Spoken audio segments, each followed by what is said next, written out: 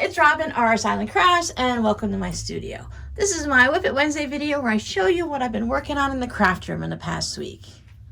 I've brought us back to our old way of showing my works in progress, or WIPs, because what I have to show you is smaller items and it's viewed better at this angle. So on our live stream, we worked on half square triangles. I had so much fun. Thank you all for joining in the conversation live, and for those that watched the replay. If you haven't seen it yet, you might want to go back and just listen to it while you're doing some sewing or maybe even cooking dinner. I have my little, I really kind of like how this is clear at the bottom. I didn't notice that. It's all smoky. This is one of those Dollar Tree baskets. I usually have a gray version like this. And I'd only purchased one of these, and I just think that's really kind of cool. Okay, I know, I digress. But I worked on these with you guys. I haven't done anything with them yet. They're all just stitched and ready to be cut in half and then turned into half square triangles. Of course, this will become a tote. Or I may change up my mind. I might make it into a pillow or something. I want to start making more pillows, but I just can't stop with the totes, and I want to do a mix-up. So maybe I'll do a tote bag and then a pillow, and then a tote bag and then a pillow. I also worked on a block with my patrons, and we did the rail fence using my batiks.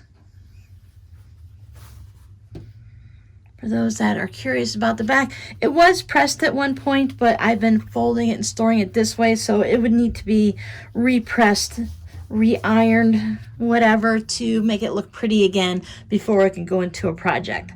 It's a 12.5-inch block, and for now it'll just go in the bin with the rest of them. I've been using batiks when I work on a block with my patrons, and then I use my regular quilting cotton for my YouTube blocks. We are occasionally doing blocks over on Patreon, but we are also working on things like mug rugs, placemats, and mini quilts.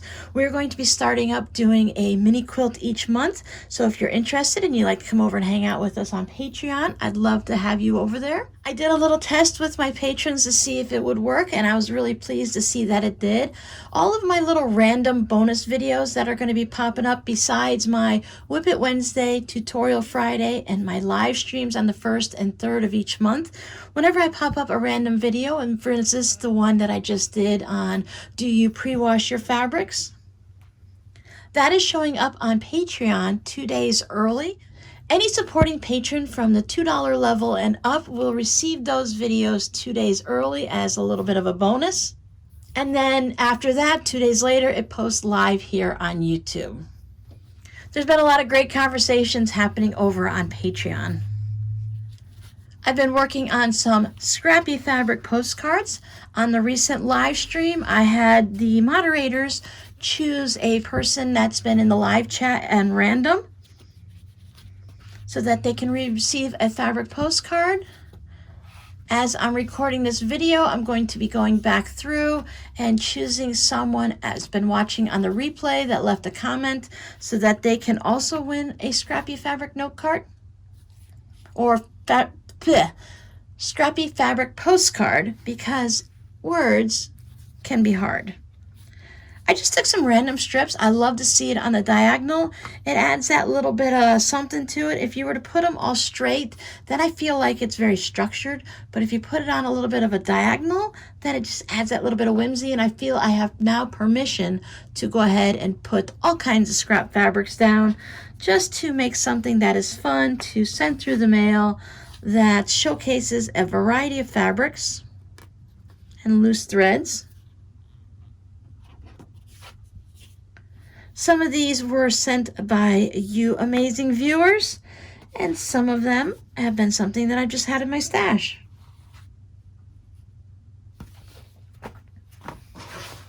I also made some that are already been sent out, and I just got excited to send them out, and I got involved with dealing with the plumber, and they went out without me recording the video.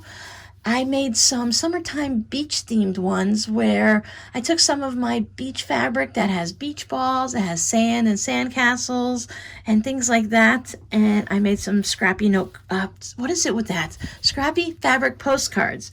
You'll understand the note card thing when I show you the note cards I've been working on. But those went out in the mail before I recorded a video. I had all intentions of recording the video, except I had a little plumbing catastrophe. I was out working in the garage and doing laundry at the same time, which is in the garage. So I was out there for the whole hour and a half that it takes for the laundry to go through its cycle. I came back in the house. I went into my bedroom to use the bathroom, and just around the corner, I looked and I thought, oh, did the cat pee on the carpet or something? That's a lot of pee. And then I put my foot into the bathroom and my sock got wet because it was all clear water from the washing machine that did not make it into the new sewer system that I got hooked up to last month. So imagine a full hour and a half cycle of the washing machine that does that wash, rinse, and repeat 2 or 3 times, now flooded out 2 of my bathrooms. Well, both of my bathrooms, because I have 2. So that was an early morning catastrophe. Come to find out, I'll give you a little bit of a backstory. So the guys have been here for a while. You know that they tore up my road a few years ago. I think it was like 2017 when they started it. They recently finished it up last year, so I was able to get hooked up to city water and sewer. Not that I was able to, they forced me to. That's one of those hot topics around here in Cape Coral. But anyways, I got hooked up to the water in January, about the early January. The end of January, the plumber finally made it back and hooked me up to the city sewer. So I have this drain pipe that actually is right outside this window, and it comes up above the ground that they can go ahead, and that's where you can hook up if you need to clean out your septic. There's also, they dig up the ground and clean it out or whatever. So they had to crush my septic tank. And then from this little pipe here that probably has more needs and uses than I know of, about 5 to 8 inches away, they cut the pipe that was going into my septic, and they rerouted it into the city sewer, so it had to go along by the fire hydrant and all that. It really did a strange thing. So it went like this, and then this, and then this, and then, oh, it was really crazy. It's like one of our wonky zigzag quilts or something. But they left this little section of pipe right here. It was the pipe that came with the house. I've been here 20 years. The house was built in the late 80s. Who knows if it's ever been replaced? But the root of the story here is, the roots from the grass grew right through that pipe that connected my house to my septic. So it crushed the pipe.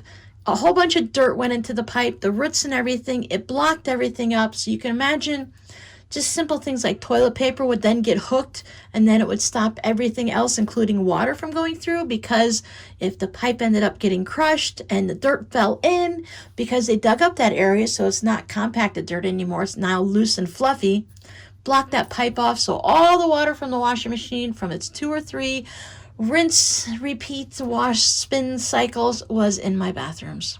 So the plumber ended up coming out. We got it to the point where I could use it, cleared everything out. So they came out the next morning. They had to put the new pipe in and everything like that. And that was a time when I had the postcards, and I'm like, okay, well, I'm going to record the video. And then the plumbers are like, knock, knock, knock, knock, knock, knock. And Robin's like, oh, I want to go and look and see how bad it was.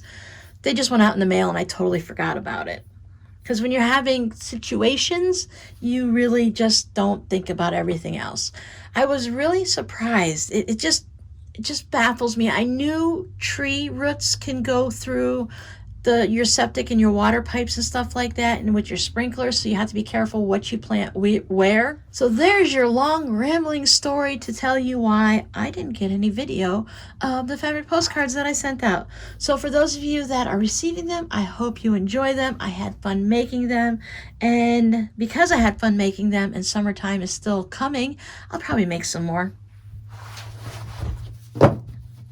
This won't be enough. I still want to have a larger supply because I think I made 15, 3, 6, 9, 12, 13, 14, 15, 16, 17.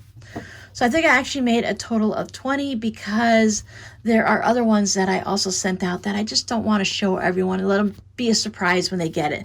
Basically, they look like this, and I just thought the fabric would be fun, that you can see how they're made, but you'll be surprised by which one you get. Now, speaking of fabric postcards, there was several questions on the live stream. I had so much fun, and I love when you guys ask questions like that. Anytime during a live stream, if you want to sidetrack me, I don't mind at all. You have your tutorial Friday morning, and Friday afternoon on the live stream, it's basically a sew-along where I sew and you can ask questions as I'm sewing. But when the blocks are basic, simple blocks, you probably don't have any questions. So if you have other random questions, go ahead and ask them. I can stop working on the blocks, no problem. Switch over to fabric postcards, answer your questions. But because of those questions, I did answer them all. Everyone says, okay, my questions are all answered. We're good to go. So those were all answered. But I thought I would go ahead, while making these, I would just do one of those quick random videos. So you can look forward to that popping up. And if you have any more questions, I'll put the fabric postcard playlist down in the description box. And yes, these are fun to go like that.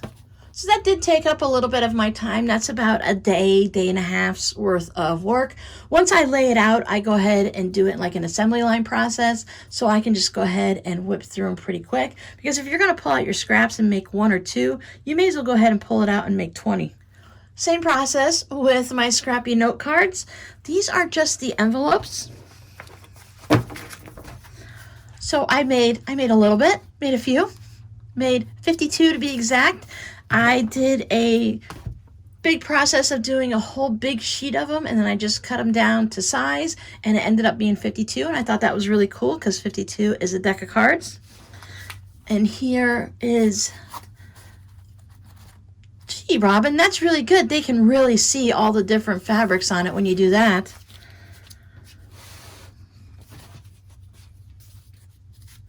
So if anyone's interested in my new process of making these, let me know. I won't be making any new ones for a while, but I can walk you through the process in one of the quick random videos. I have been switching over to the more of a strip. So anything that's less than 1.25 inches in my strip sizes, 1.25 inches and above, I can use for my Scrappy banners and bunting and whatever you want to call it that I've been doing on and off for the different holidays. There are some Valentine ones left in the shop, and with Easter coming up, there's some Easter ones. You'll just need to go to the actual category and look for the bunting or banners, whatever I named it, because I can never remember, and it'll show you all the ones I have available. I'm not going to actually make any new ones for Easter unless someone would like to request them. So if there's certain ones you would like made and you've seen the ones from last year, you can go ahead and request a certain shape or for a specific holiday or colors or theme. So as I said, I had mostly the strips, but now if you look at it, since I did it in one big long thing, they would overlap, and as I trimmed it up, you do get some of the smaller pieces. And if I had longer strips of fabric, then you would get that. But as you can see, there are some smaller bits that I used to fill in the spots. I did try to do a section that was mostly solids or things that reminded you of a certain color that read as a color. So there is the red and white stripes in there, but it still reminds me of red. So you see I did a lot of that on one section, and then the other sections I just used all the crazy novelty type fabrics. And then of course you have your crossovers where it blended together. I put my RS Island Crafts and my little flamingo on the back. I've been cutting or folding my cards so that you have a nice little open. There is nothing on here so you don't have to worry about the thread or anything showing up on here. You have plenty of room to write a long note, and even with room on the back. And as I always mention when I show these for anyone that hasn't seen them before, if you were to receive one of these from me, I will write my, hey, how you doing? I hope you're having a better day. I'm sorry about your car, your cat, whatever, that your rose plant didn't make it. Thank you for the scraps you sent me, Robin, blah, blah, blah. Then, if you want, you can always cut across here and throw away the blah, blah, blahs and just keep this card and hang this up, or even frame it in a small picture frame you can pick up at the Dollar Tree. I don't feel that definitely, a basic Scrappy card doesn't need to be framed or anything, but I do have some of the ones you guys have sent me hanging up on, I've taped them to the side of my bookcases so that I can see them when I walk into the room. So maybe, you know, I made a lobster fabric cards, and so there's some of the lobster that was just cut off, and there's some of the sheep from that sheep bag I just did recently. So I like that it's a little bit of a thought of what I've been working on. There is another fabric postcard, some more sheep and lobsters. So as I'm trimming things up, I have a little container. No surprise, it's one of my buckets from the Dollar Tree that I just go ahead and I put them in here. I don't use anything too small. I don't want anything super narrow. Like some of these are a little bit too narrow. They do work nicely if I need to fill in a little bit of a gap in between two of them. So I might go ahead and put that on top or something. Some of these are just older ones that I've saved that I haven't switched over to the new system. Like something like this is not anything I would save anymore, but this is probably just things that were left over from before. As I said, as I'm trimming up projects, I just go ahead and put it in that little container, and then when I need these, I just make 52 of them. Now with my envelopes, I have another little bonus video coming up for these because I wanted to show you how I've been making my linings. Instead of just going out and buying new stuff, I used some things that I had around the house to make some fun, colorful, pretty linings. Some of you may be able to guess at what I used.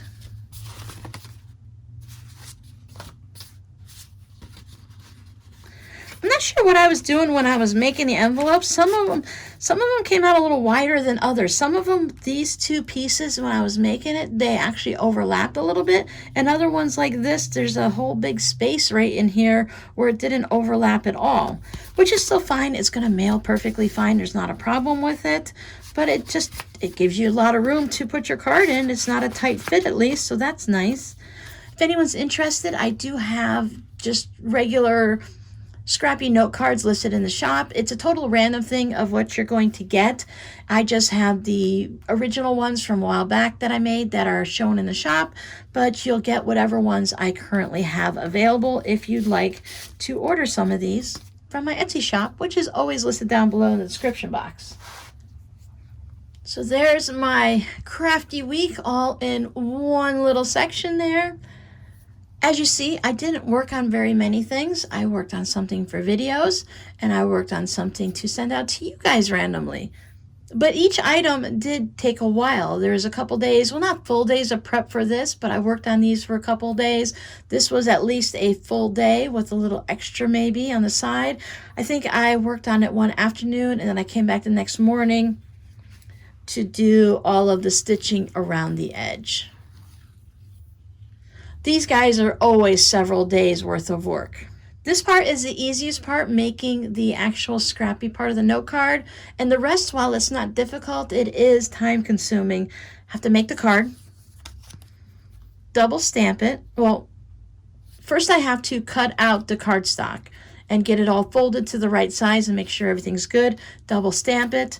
I make the scrappy bit, do all the sewing, and then it's attached to that card underneath, which then I have to double stick tape to that. The envelopes have to be cut out, and then they all have to have their ridges put on it. They have to have double stick tape, and everything needs to be folded up. The lining has to be cut, double stick tape pieces on there, so you have 3 on there and 2 on here, and then everything has to get folded and creased and put together nicely. And then when I'm done with the video, I'll just go ahead and slide them all in and put them in my little storage container that I have.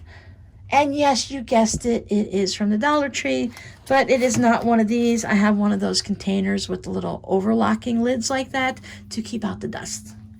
So for anyone who has won a fabric postcard from the live stream, or anyone who, from the name that I chose, that you will know before you see this video, if I don't have your mailing address, please send it to me. So far, I have received 1 mailing address, and I'm waiting on 2 or 3 more, plus the one from the replay. So if you check that little notification bell, you can look and see if I replied to any of your comments, or you can go back to the video that I'm speaking about, which for this one will be the live stream, and check to see if I notified you underneath on your comment. I do not redraw winners, so if nobody contacts me with their mailing address, which has happened many times, I will not redraw. I'll just go ahead and move that postcard to a new code word video. So if you use the code word in the comments, I will choose a person. I've started telling you ahead of time to say, hey, I'm giving away this fabric postcard on this video type thing, so you'll know to kind of keep an eye out for it so it's not a surprise. We use the code word I'm not giving away that postcard, by the way. I use the code word on the majority of my videos, if not all of them.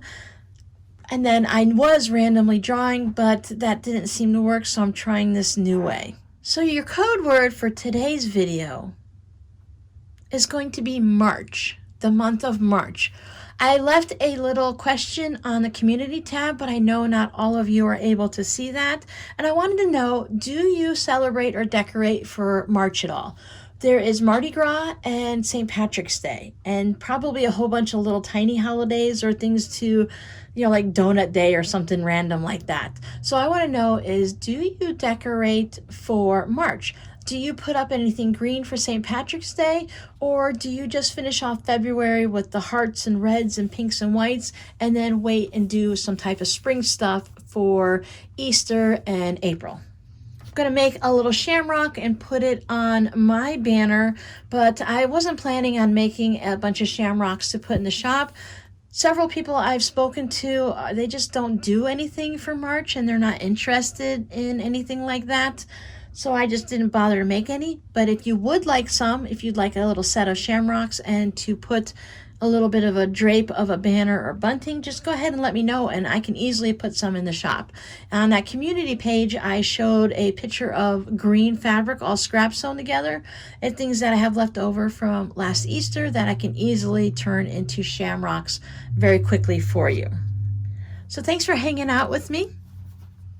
I have a new thing. Maybe you can see it right here while I'm talking. I don't know how far back it goes at the end of the video, but it shows a place for you to subscribe, and it shows 2 spots for videos. One that YouTube thinks you might like, that's one of my videos, and my most recent video. So if you're looking for something new to watch after you saw this video and you want to kind of extend your time hanging out with Robin, just go ahead and click one of those videos and it'll take you right to it. And if you haven't subscribed yet, you can click that subscribe button. As always, thanks for hanging out with me, and I'll see you guys in the next video. Bye!